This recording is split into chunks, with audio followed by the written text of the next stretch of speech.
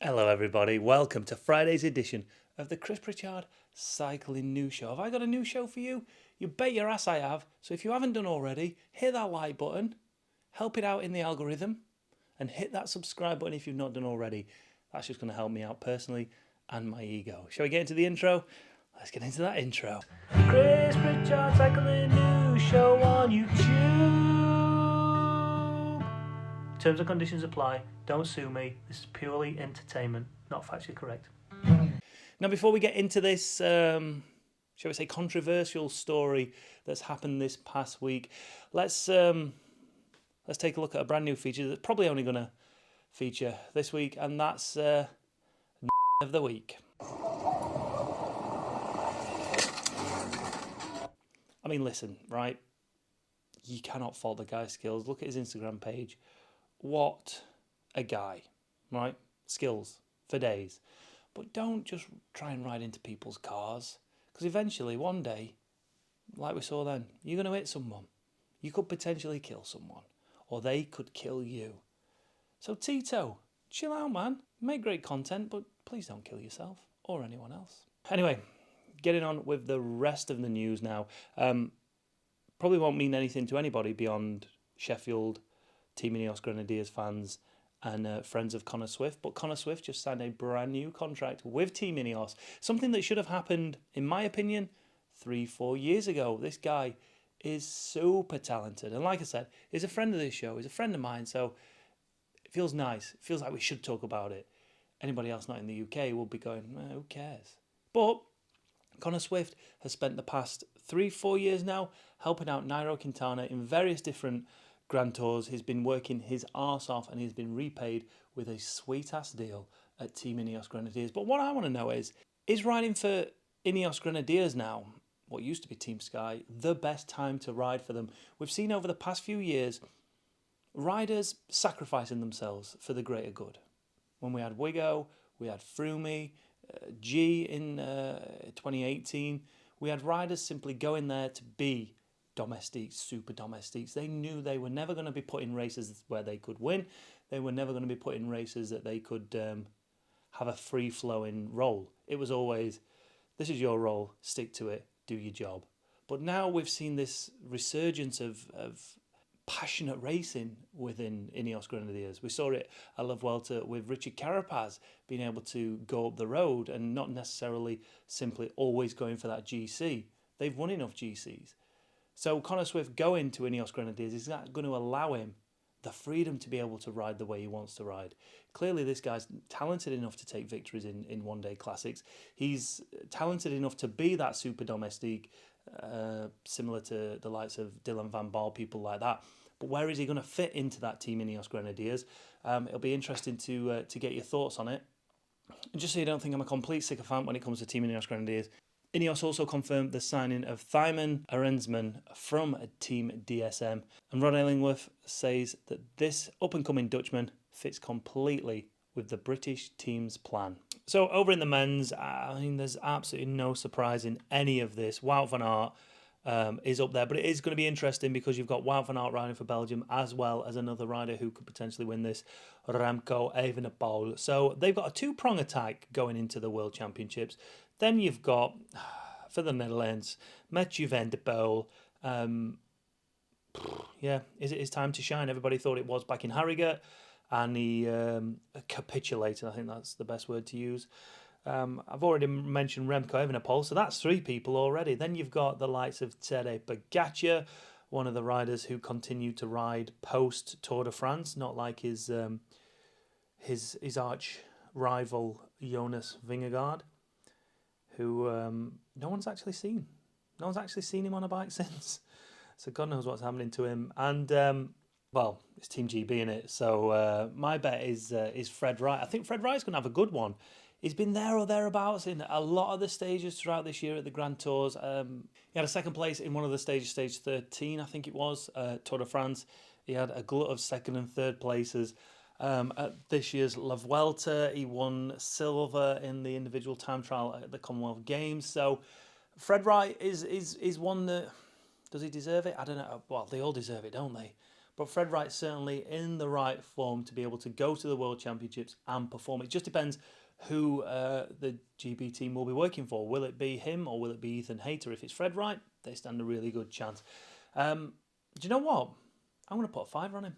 Fred Wright is going to take victory this year. He's got all that pent-up emotion and anger from not taking a Grand Tour victory that he's going to put that to good use, and he's going to kick the arse of everybody else there. You watch. Leave your comments down below, though, and let me know who you think is going to be taking victory in both the men's and the women's races at this year's World Championships. And then finally in the news, sorry, what's that? Who am I? I'll tell you who I am. I'm British Cycling, because I dropped the ball. British Cycling dropped the ball big time this week. If you've not heard the recent news, you might or may not be aware the Queen died last week.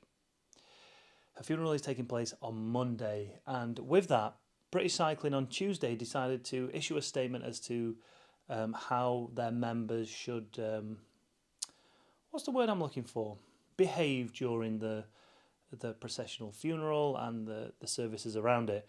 And in the statement, this is what British Cycling wrote. Events and activities on the day of the state funeral. As a mark of respect for Her late Majesty the Queen, British Cycling's guidance is that no formal domestic activities should take place on the day of the state funeral, Monday the 19th of September. This includes cycle sport events, club rides, coaching sessions and community programmes. Now, when it comes to community programmes, pre-organised events, races, then, you know, I think that is right, because you're going to have people who want to mourn in their own way, and some people who potentially would have had to have worked those events get the chance to pay their respects to the late Queen.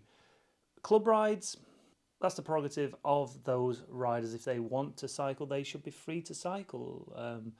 If you can cycle out in, you know, on the open roads, then it is what it is. Anyway, moving on from that, British Cycling strongly recommends that anybody out riding on their bike on the day of the state funeral does so outside of the timings of the funeral service and associated processions, which will be confirmed later this week. Once published, we will share the details of those timings on the page. And it was that paragraph right there that absolutely flipped the lid on the majority of British Cycling members and cyclists here in the UK.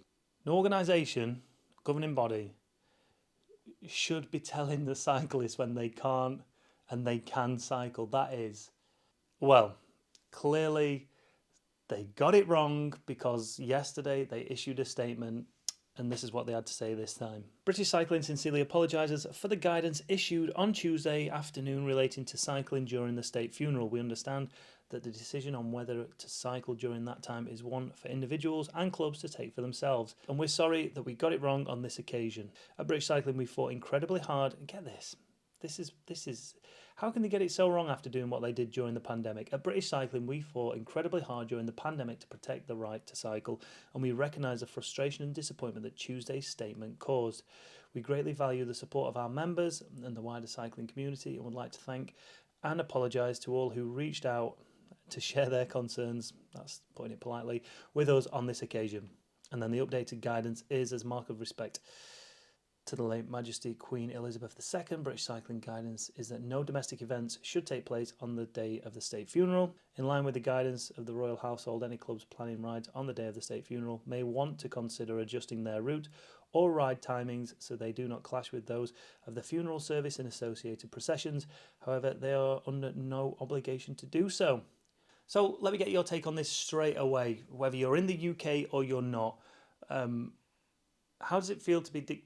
And again, it was a strong recommendation. It was, although they didn't say, do not do it, it was, do not do this. And I think that was down to the fact that they didn't want cyclists out there and other people seeing cyclists and then people hating on cyclists even more. I think that's what I get from this, as in, people are going to see the cyclists and they'll be like, cyclists have no respect, we already hate them, and then they go and do this while the rest of the UK is mourning the death of the Queen. But you've got to remember, not every, and this is, it may be controversial, I don't know, but not everybody cares about the royals.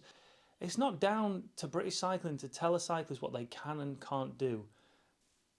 I want to get your take on it. Whether you're a UK resident or not, whether you like the Royals or not, what is your take on initially that first statement that came out and then the way BC backtracked? Do you think they did the right thing?